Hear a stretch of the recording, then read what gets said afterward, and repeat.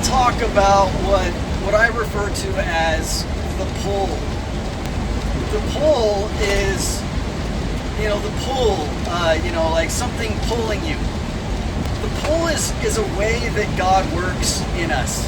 It's a desire that crops up inside of us. It's something that we suddenly feel compelled to do. And what I've found is that the pull, when it comes, when it happens, if I obey it, if I listen to it, if I follow through and do it, almost always leads to something amazing. Some great life comes from it. And I've got a story that I like to tell about one of the first times I felt the pull, and realized it, immediately afterwards could see what had just happened. This was early on in my walk with God, which hasn't really been going on for very long. I'm hitting my 2-year anniversary here pretty soon of being saved. Early on in my walk with God, I started having these desires that would crop up inside of me, and anytime I followed them, it was like, wow, I'm so glad that I did that, and it led to so much beauty and so much life. But there was a time while I was in Post Falls, I had this downstairs neighbor, a guy named Jeff. He was an independent contractor, and Jeff was pretty rough around the edges. Heavy drinker, heavy smoker, heavy swearer, But he was a nice guy, and we made friends. And he wasn't easy to live above. He smoked in his garage, and that kind of leaked up through the floor. And he was loud. He hung out in his garage all day, and my apartment was literally right above his garage. He had a dog, and because he would go out of town a lot of the time, sometimes he couldn't take his dog with him, so he would need somebody to watch his dog. He was going out of town for 1 week, and this was my birthday week, actually. And he asked me if I could watch his dog while he was gone. And all he needed me to do was just, go in, feed him in the morning, let him out, feed him at nighttime, let him out, get him out to go to the bathroom, feed him, that kind of stuff. So no big deal. Jeff had known that my parents were going to be coming on for my birthday at the end of the week, and that I would need him to be back into town so I could go spend some time with him, because I lived 400 miles away from them. I never got to see my parents. And so he was like, yeah, I'll be back in time, no problem. He texted me the day before my birthday and said, I'm going golfing with my daughter, I'll be back in a couple days. And I was just like, you're not even going to ask me if I can keep watching your dog? And it turned into a huge argument. He ended up canceling golf with his daughter, drove back that night angry.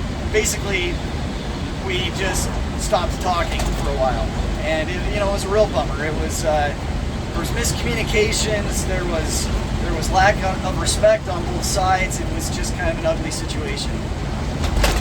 So anyway, fast forward a couple months. He's got to go out of town again, and he needs somebody to watch his dog. And we haven't spoken in, pretty much this whole time. So he doesn't call me, of course, to ask me to watch his dog again. He leaves town, and a car shows up downstairs.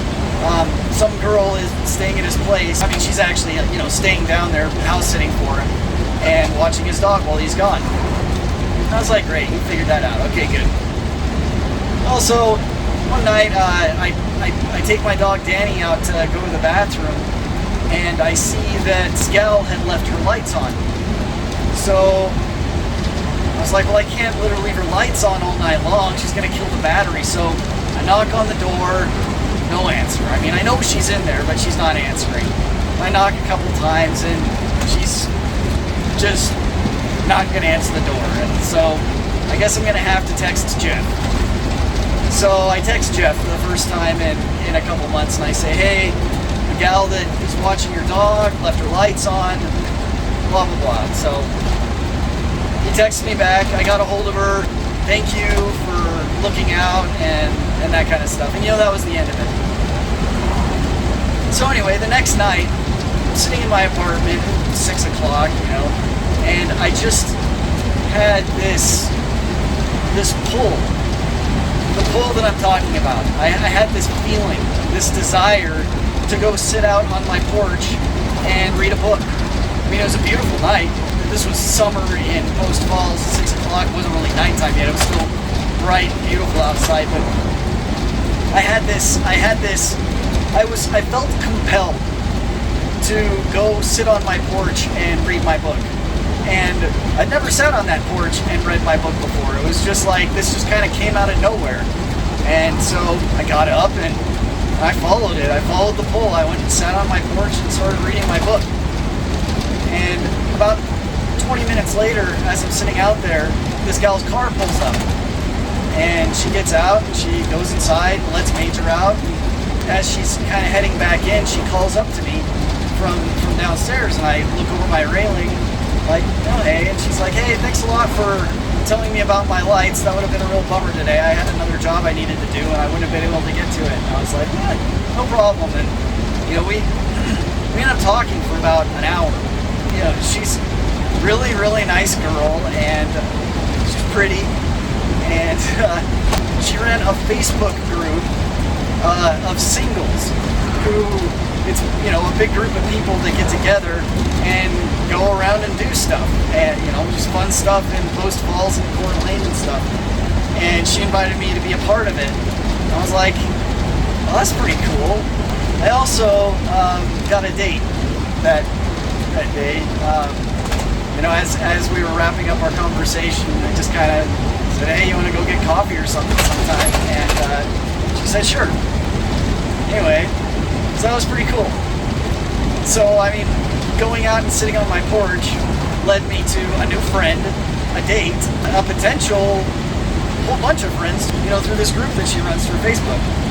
That also led to, because of having to contact Jeff to relay this message to this girl that she left her lights on, that threw out an olive branch between me and Jeff. And soon after he got back, our relationship improved and our friendship resumed. It's just this really, really interesting thing. You know, that friendship was healed, new friendships were built, dates were set. All of it led just from following this little desire inside of me to go sit on my porch and read a book. So I guess what I want you to get out of all this is, when you feel the pull, you know, follow it, obey it. When you feel somehow compelled inside to go do something and you don't know where that feeling came from, it came from God. And He's trying to lead you to something. He's always trying to lead you to something. And it's one of the ways that He works, and it always leads to something great. It always leads to some kind of life. So look for the pull. Listen for it. It's happening. It's not easy. It's hard.